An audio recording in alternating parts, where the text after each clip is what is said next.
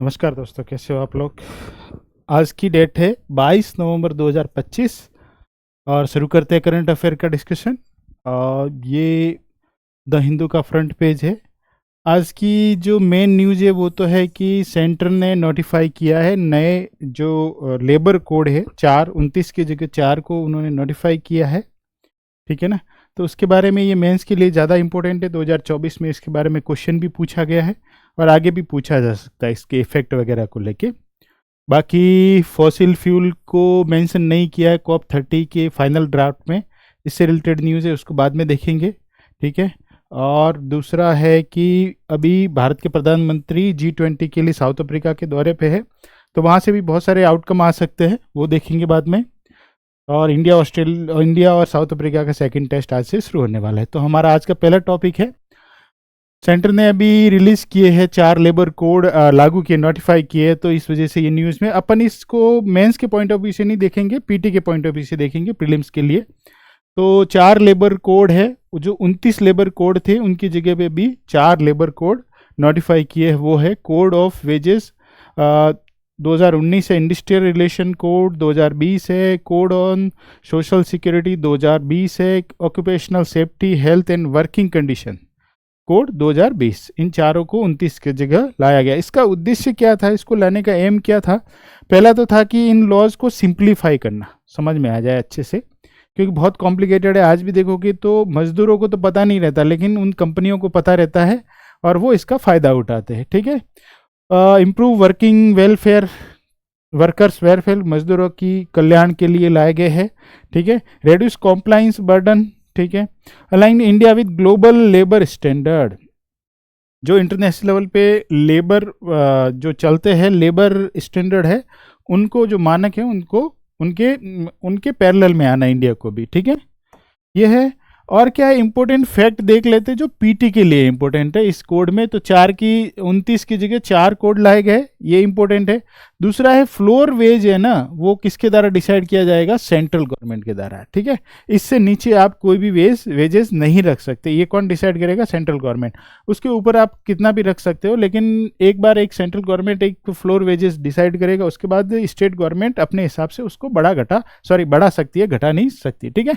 Gig platform worker को include किया है किसमें? सोशल सिक्योरिटी कोड 2020 में इंक्लूड किया है। पहले ये इंक्लूड नहीं थे। अभी गीग वर्कर जैसे जोमेटो वगैरह फिर ये काम करते हैं ना, या फिर फ्रीलांस टाइप के वर्कर होते हैं। ठीक है। जैसे आपको कोई काम मिला, आपने काम किया, आप फ्री हो, वहाँ पे 10 टू या 9 to 5 वाली जॉब नहीं रहती है। आप जब भी आओ, जो काम है आप किया और फ्री हो गए वहाँ से। Appointment letter mandatory for all worker, आपको अपॉइंटमेंट लेटर देना पड़ेगा जो भी वर्कर आप हायर कर रहे हो उसको।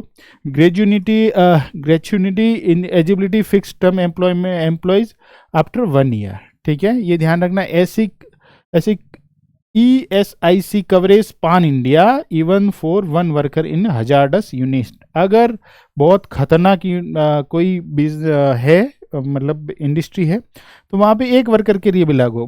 बाकी ये किसके लिए लागू होता है? 10 और 10 के ज़्यादा के लिए वर्कर के लिए लागू होता है। ये बीमा कवर वगैरह सोशल सिक्योरिटी को कवर करता है। ठीक है।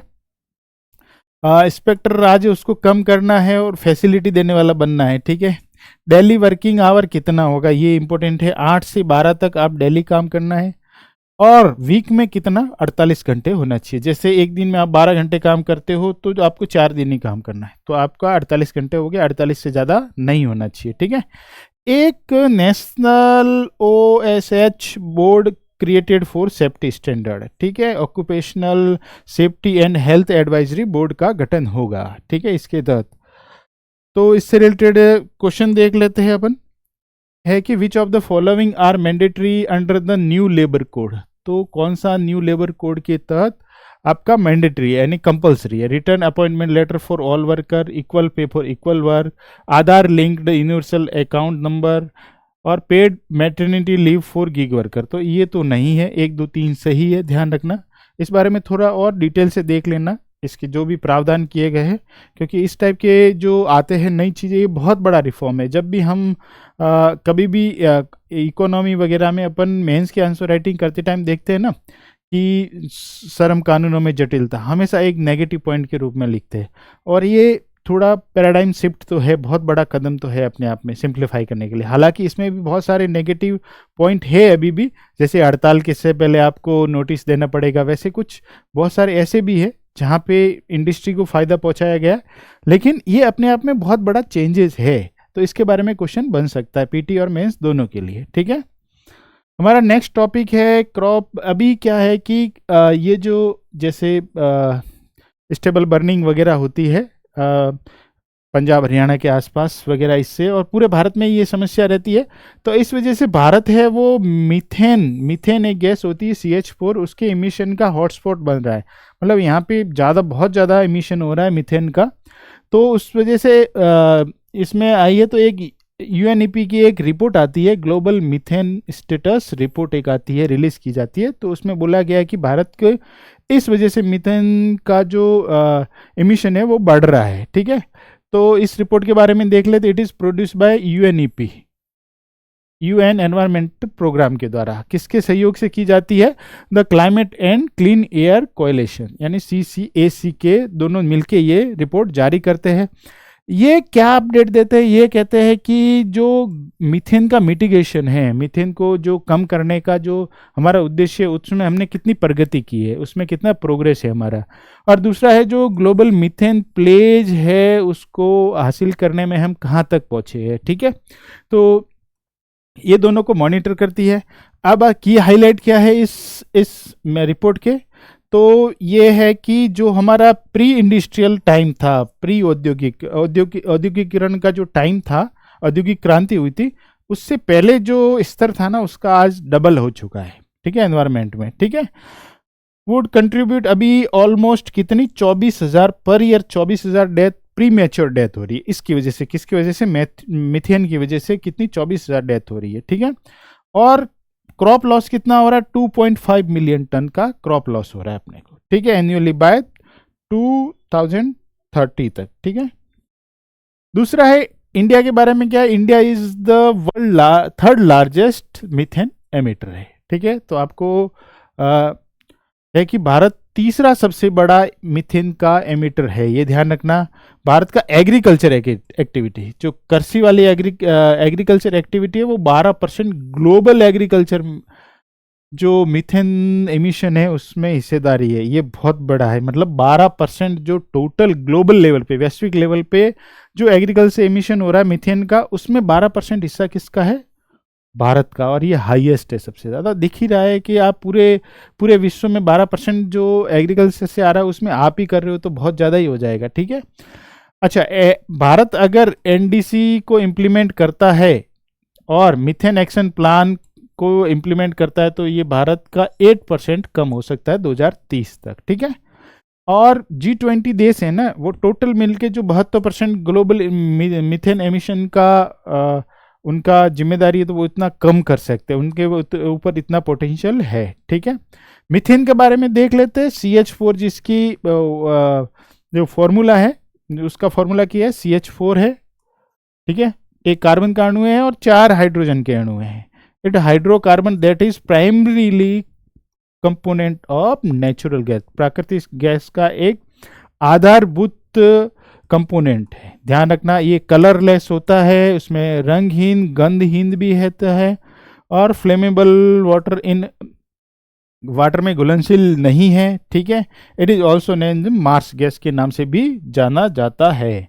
जो अभी हम गर्मी फील कर रहे हैं, उसका 1/3 हमें किससे ही प्राप्त होता है? मीथेन की वजह से। हम जो गर्मी आज फील करते हैं ग्लोबल वार्मिंग की वजह से, उसमें मीथेन का 1/3 हिस्सा जिम्मेदार है, ठीक है। इसके बारे में क्वेश्चन देख लेते हैं। Consider the following statement about global methane status report. It is jointly produced by UNEP and the climate and clean air coalition CCAC। तो बिल्कुल ये सही है। India is the world largest emitter of methane, बिल्कुल नहीं है, third पे है Bharat. The report tracks progress towards the global methane place, बिल्कुल सही है। तो 1 और 3 राइट होगा आपका, सेकंड गलत है, ठीक है। नेक्स्ट है हमारा, नेक्स्ट जो क्वेश्चन है वो है कि जो PDS सिस्टम होता है ना, पब्लिक डिस्ट्रीब्यूशन सिस्टम, जैसे उचित मूल्य की दुकान वगैरह रहती है, शॉप रहती है, वहाँ पे जाके जो, तो उसमें घोटाला बहुत होता है। एक तो क्वालिटी बहुत डाउन होती है, या फिर क्वांटिटी बहुत कम दी जाती है, या फिर क्या दे रहे हैं उसकी जो पब्लिक होती है उससे कोई फीडबैक नहीं लिया जाता। तो अभी क्या किया है कि अभी लॉन्च किया गया, एक पोर्टल लॉन्च किया, आशा पोर्टल, आशा एआई करके पोर्टल लॉन्च किया है। तो ये Asha AI platform is innovative solution launched by the Indian government to enhance the efficiency, ठीक है, and transparency of the public distribution system. ठीक है, ये हमेशा ही मुद्दा रहा है। आप मेंस में भी ये पीडीएस सिस्टम पढ़ोगे तो वहाँ पे बहुत सारी चीज़ें कि फेक लाभार्थी है या फिर लीकेज बहुत ज़्यादा होता है, यहाँ पे क्वालिटी बहुत, गुणवत्ता बहुत ख़राब होती है यहाँ की। तो उसको ठीक करने के लिए लॉन्च किया गया। इसकी फुल फॉर्म है अन्ना सहायता होलिस्टिक एआई सॉल्यूशन, आशा। ठीक है, is an AI based platform launched by union food and public distribution ministry. तो ये ध्यान रखना है, तो ये किसके द्वारा लॉन्च किया गया? Union food and public distribution ministry द्वारा। और ये किसके द्वारा डेवलप किया गया है? ये वाधवानी फाउंडेशन के साथ में India AI mission through Bhashini multilingual AI infrastructure. ये हर भाषा में रहेगा। एक्चुअली में क्या होगा, जैसे आप किसी उचित मूल्य की दुकान पे गए और आपने वहाँ से अपना जो गेहूँ बाजरा जो भी आपको मिलता है लिया आपने, उसके बाद आपको कैसा मिला, उसकी क्वालिटी सही है कि नहीं, उसकी जितना आपकी क्वांटिटी मिलनी चाहिए थी 5 किलो मिलनी चाहिए, क्या 5 किलो आपको मिला, क्या उसकी क्वालिटी अच्छी है, आप अपना फीडबैक दे सकते हो।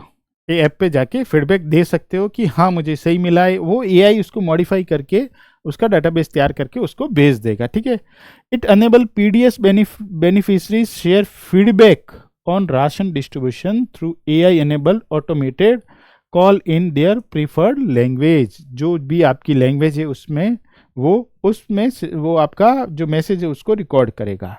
The system collect feedback on whether beneficiaries receive there full entitlement.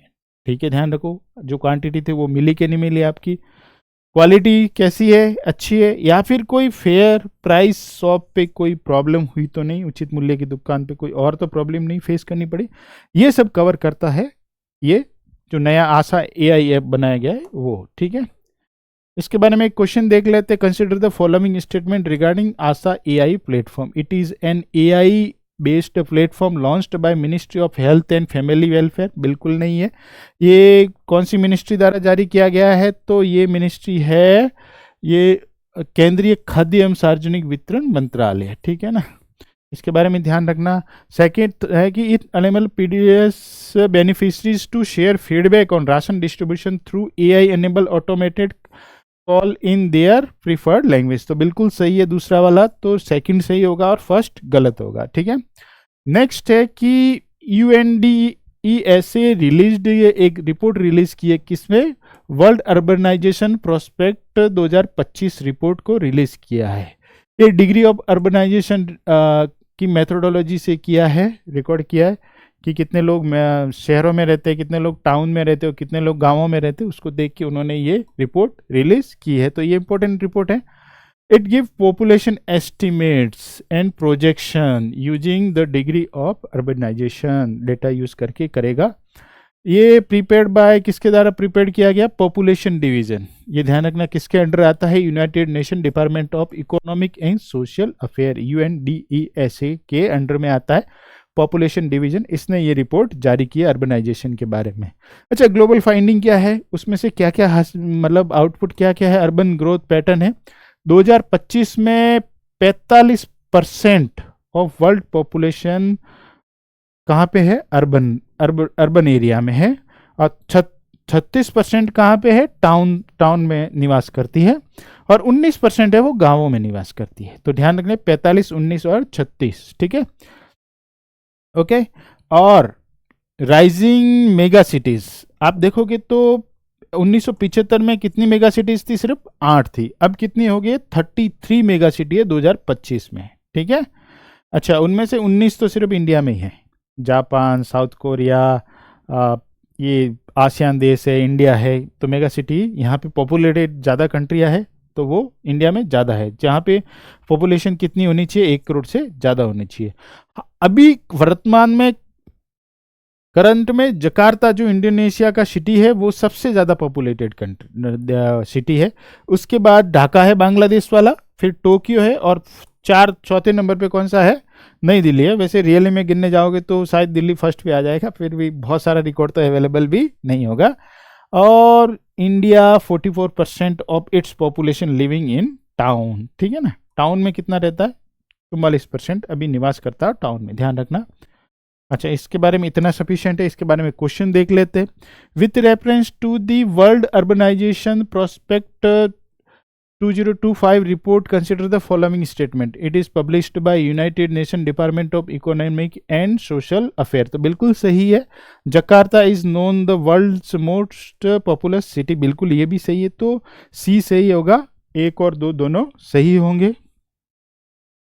हमारा नेक्स्ट जो है वो ब्लू एनडीसी चैलेंज है, a global initiative encouraging country to integrated ocean based climate action into their NDC.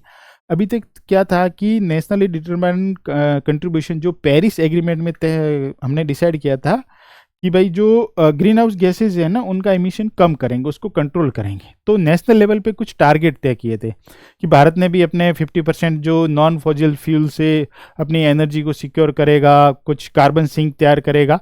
तो ऐसे एनडीसी तय किए थे हर देश ने। तो अभी एक नया चैलेंज लाया, ब्लू एनडीसी चैलेंज।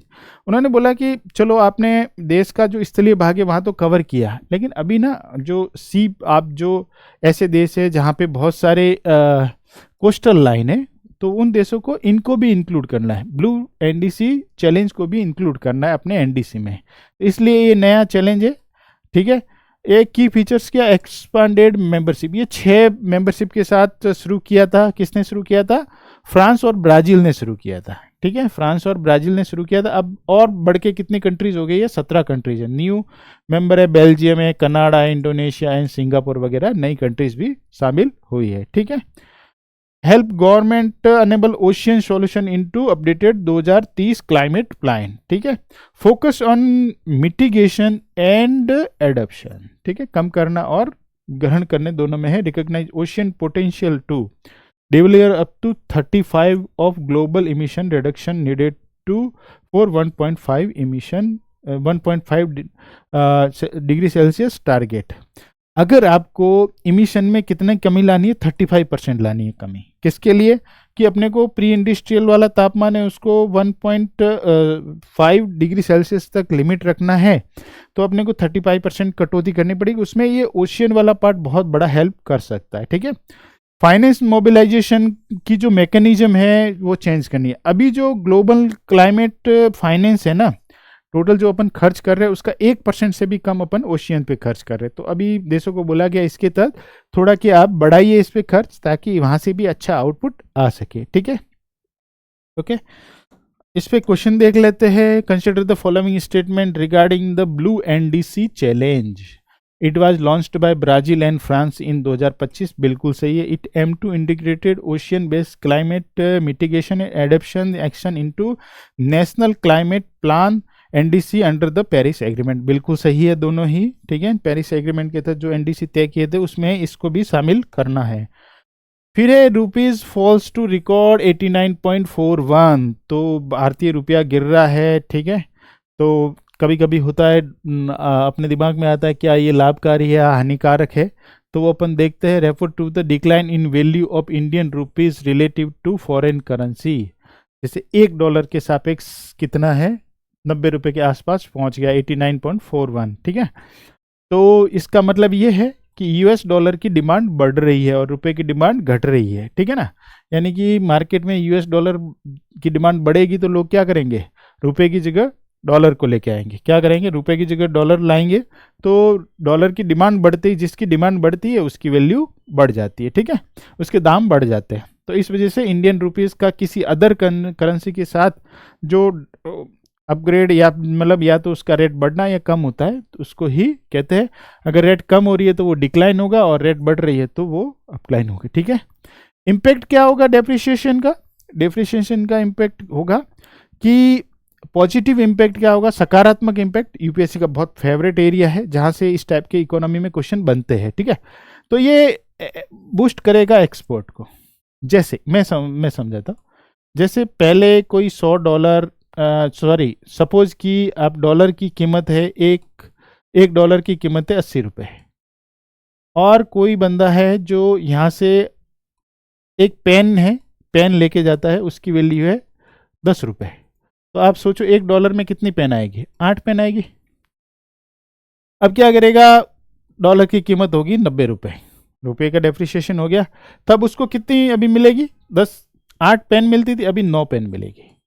तो जो बाहर से जो करने वाला है, इंडिया से जो चीज़ें एक्सपोर्ट होने वाली है और बाहर के लोग जो इंपोर्ट करेंगे इंडिया से, उसके लिए चीज़ें सस्ती हो जाएगी। जो पहले 8 चीज़ें मिलती थी 80 रुपये में, वो कि वो $1 में अब 9 मिलेगी, 9 यूनिट मिलेगी। तो बूस्ट है वो, एक्सपोर्ट बूस्ट हो जाएगा क्योंकि वो सस्ता हो जाएगा बाहर वालों के लिए। ठीक है, goods and service become more competitive in international market due to lower price in dollar terms. ठीक है, expert oriented sector like IT है, फार्मास्यूटिकल है और एक्सपेक्टेड बेनिफिट। तो ये जो बहुत ज़्यादा यहाँ से करते हैं ना एक्सपोर्ट, उनको बहुत बेनिफिट होगा। फिर हायर रेमिटेंस वैल्यू।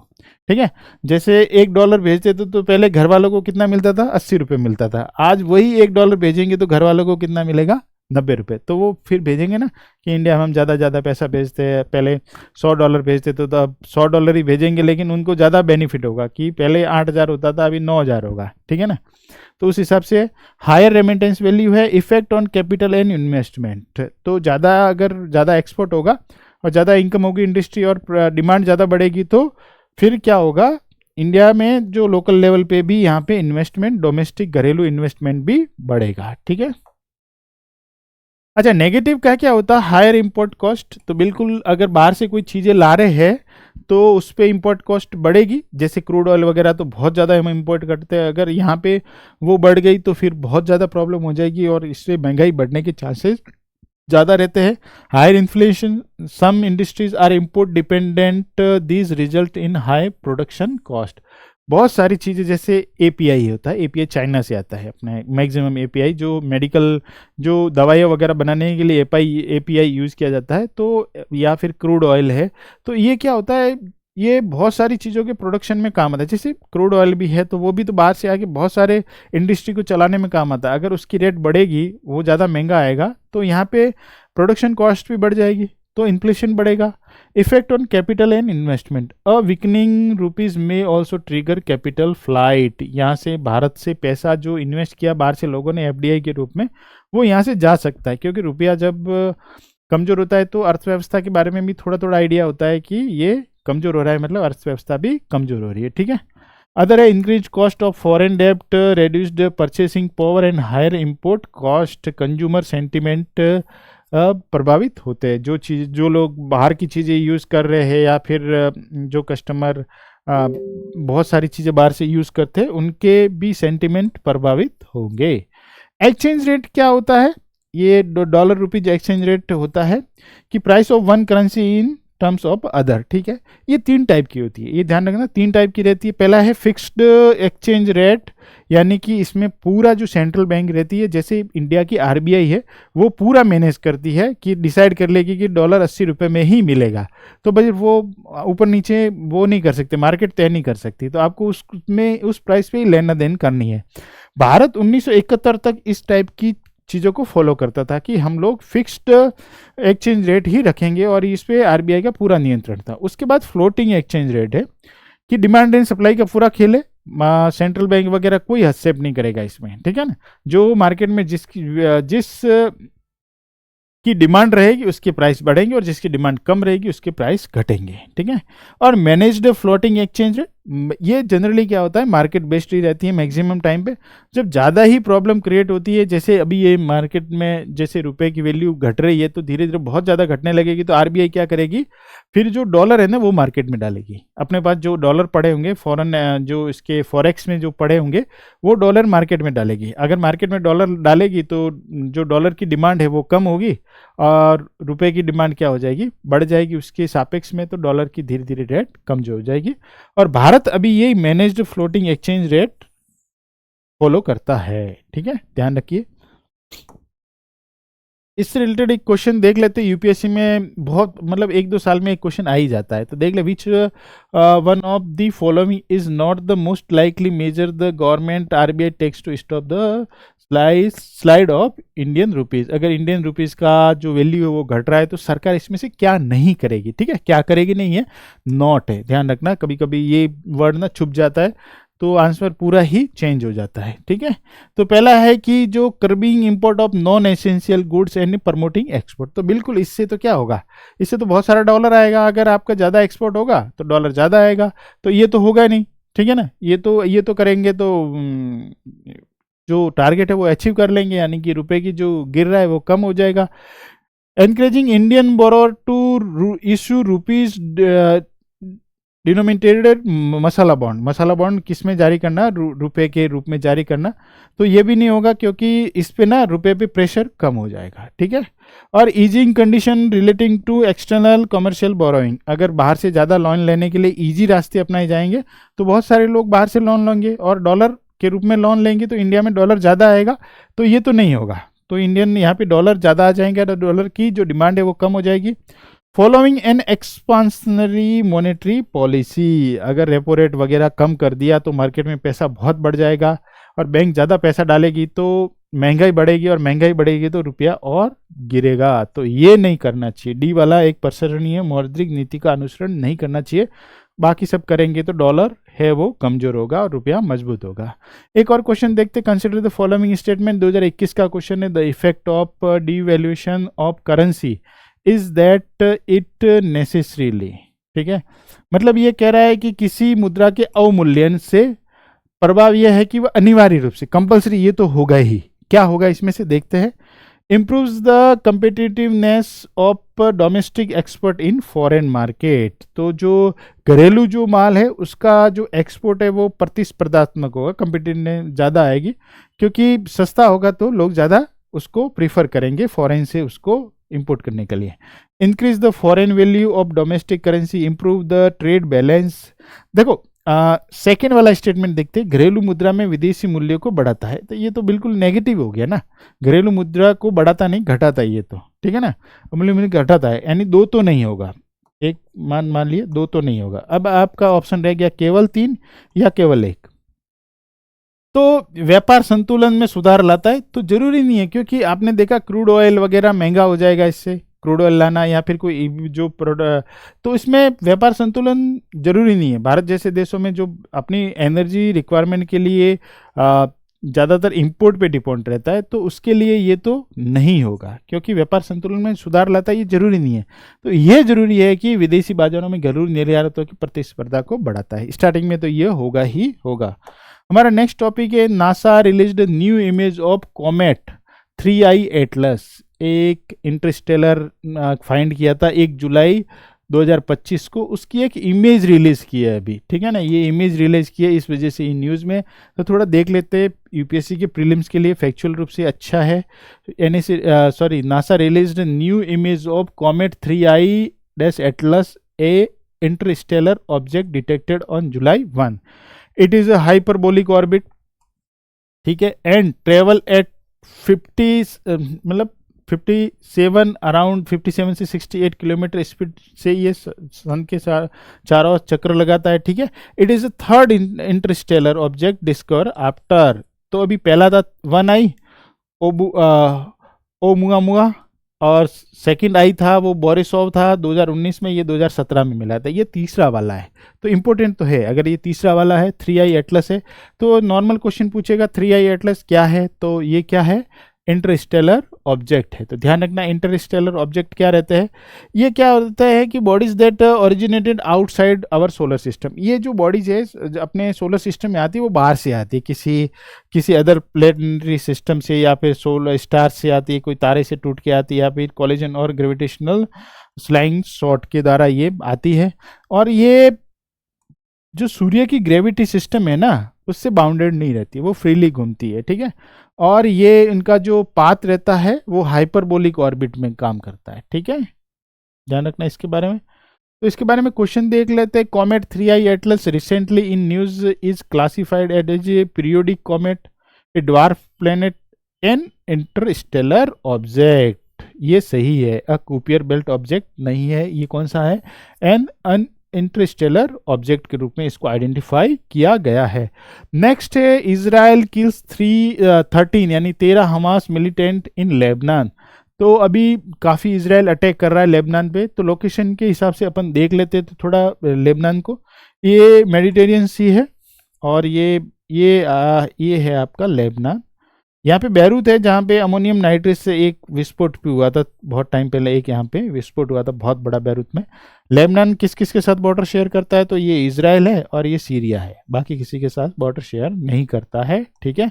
तो ये इसके साथ बॉर्डर शेयर करता है। लोकेशन है narrow strip of territory in the Levant region, ये ध्यान रखना लेवेंट रीजन है, यहाँ एक लेवेंट रीजन है उसकी पार्ट है ये। बॉर्डरिंग कंट्री सीरिया और इसराइल ही इसकी बॉर्डर कंट्री है और मेडिटेरियन सी के साथ बॉर्डर शेयर करता है, ठीक है। मेजर रिवर है लितानी ओरेनेट्स बालबेक, इतनी इंपॉर्टेंट नहीं है, ठीक है। क्वारनेट अल सावड़ा क्या है, हाईएस्ट पीक है, ठीक है। ये इंपॉर्टेंट नहीं है ज़्यादा, इसके लोकेशन एक तो बॉर्डर शेयर किसके साथ करता है, एक मेडिटेरियन सी के साथ ही बॉर्डर शेयर करता है, वो इंपॉर्टेंट है।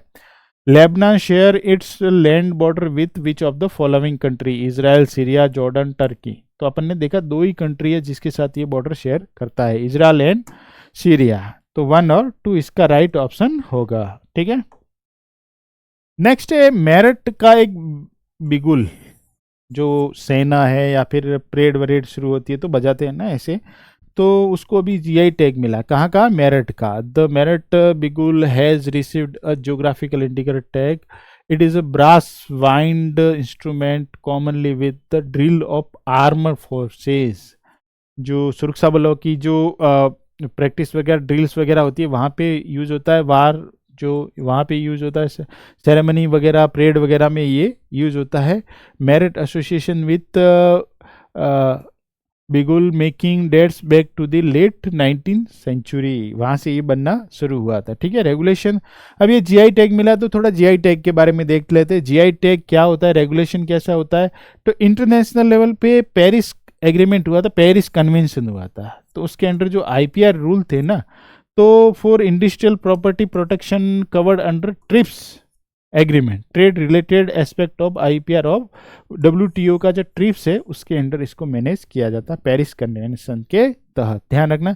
इंडिया में फिर क्या एक एक्ट लाया गया था, geographical registration and protection act 1999 में, एनफोर्स इन 2003 में ये एनफोर्स किया गया था। ड्यूरेशन ऑफ रजिस्ट्रेशन कितने साल का, एक जीआई टैग मिलने के बाद 10 साल में आपको फिर से रिन्यू करवाना पड़ता है, 10 साल तक आप उस चीज़ का लोकेशन। एक्चुअली में जीआई टैग होता है एक ज्योग्राफिकल इंडिकेटर, यानी कि उस पर्टिकुलर ज्योग्राफी यानी पर्टिकुलर प्लेस से रिलेटेड कोई प्रोडक्ट है तो उसको जीआई टैग है, यानी कि ये उस जगह की है तो वो उस चीज़ का यूज़ कर सकता है। जैसे तिरुपति के लड्डू है तो वो वहीं बनते हैं, उसको जीआई टैग मिला हुआ है कि उसी क्वालिटी के आपका ओरिजिनल है तो उसी जगह से मिलेंगे आपको, ठीक है। इसका लोकेशन है, रजिस्ट्री लोकेशन चेन्नई में। रजिस्टर ऑफ जीआई है वो कौन करता है, controller general of patent design and trademarks, और जो डिपार्टमेंट है वो DPIIT ministry of commerce and industry. तो ध्यान रखना इसके अंडर ये इम्प्लीमेंट होता है। इससे रिलेटेड एक क्वेश्चन देख लेते, consider the following statement regarding the Meerut bugle recently granted GI tag. It is a manually crafted brass wind instrument traditionally used in military, ठीक है। The GI registration of bugle falls under the TRIPS agreement and the Paris convention. The registration is valid for 20 year, तो बिल्कुल 20 year नहीं होता है, ये trips agreement के तहत आता है, ठीक है। तो 1 और 2 सही होगा, ओके। हमारा आज की क्वेश्चन इतनी ही थी, 10 क्वेश्चन हमने डिस्कस किए, 10 टॉपिक के साथ 10 क्वेश्चन सभी डिस्कस कर लिए अच्छे से, ठीक है। Thank you.